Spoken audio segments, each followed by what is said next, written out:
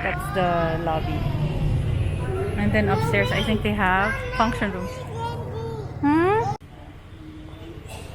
Meron din silang sarili nilang parang cafeteria. They call it Cafe Filomena. Tapos sabi masarap naman daw yung pagkain. And ang nakakatuwa dito, relatively affordable yung mga pagkain. Let's do a little tour of room 301 nitong Bethel Guesthouse. This is Sabitan. The room is not in its best form because paalis na kami. And then may patungan din ulit ng bags dito. They do provide you with slippers. They say it's sanitized reusable slippers. Ganyan siya. So interesting yung ako nakita ng slippers na may butas. And then that's the TV. May cable sila, sky cable. And it worked well. Yung fridge din, working well.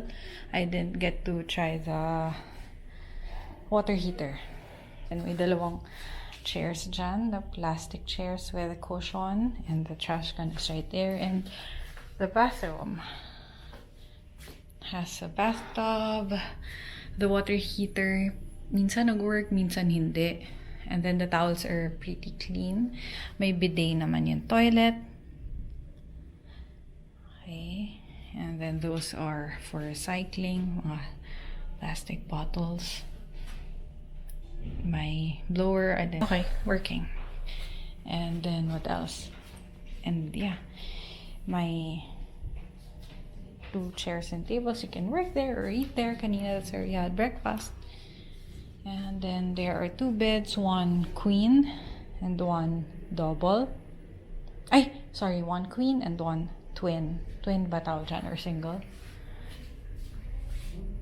They're quite dated, pero ang importante is it's relatively clean.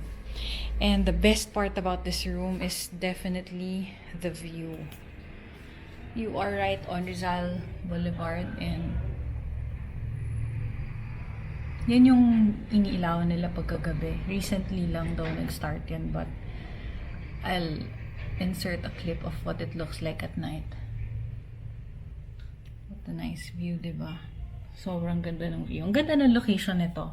And sana i-update nila yung interior. Kasi the potential is there. Sana. That's it.